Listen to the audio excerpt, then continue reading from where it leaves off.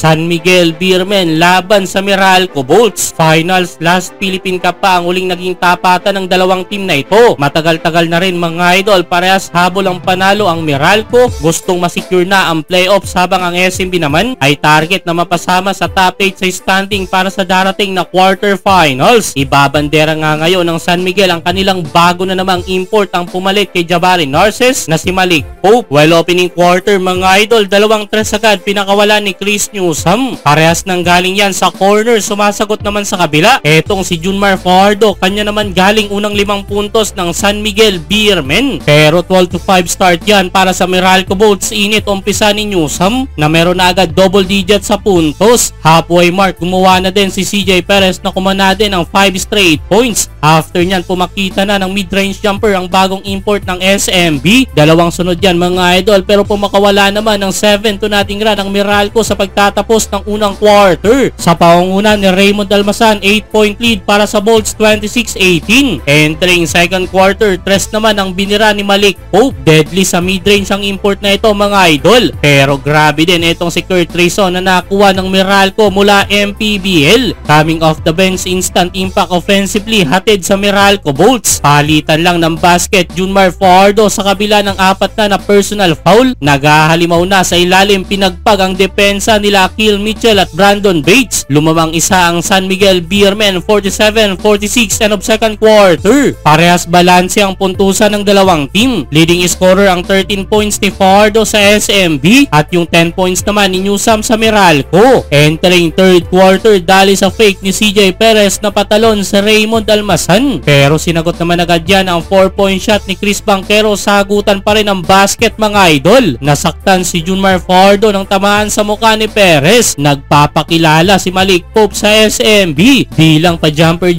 kaya niya din daw sumalaksak. Di din papauli si Akil Mitchell na dinudumi na naman ang ilalim. Nanggigil sa kanyang 200 slam dunk, biglang umabante na naman ang Meralco Bolts. 63-56 under 7 minutes. Pumalo pa dyan 11 lead ng Meralco, 70-59. Pero bilis na nabura agad dyan ng San Miguel Beermen sa pangungunan nila Don Trollano at Wami Chongson. Walang nagawa ang dalawang bantay ng Meralco kay Junmar Fajardo. Nauwi lang sa tabla ang laban mga idol, 80 all end of third quarter. Fourth quarter, sobrang dikit pa rin ng laban mga idol. Palitan lang ng puntos hanggang sa pumakawala ng 10-2 run ang Meralco Bolts na nanggaling kina Chris Newsom, Chris Banquero at Akil Mitchell. Dahil dyan muli na naman nilang nakontrol ang laban, 96-89 under 3 minutes. Na-maintain nila kanilang lead, sa uli nakuha nila ang panalo. Pasok na sa playoffs ang Meralco Bolts mga idol habang nanganganib patuloy ang San Miguel Beermen.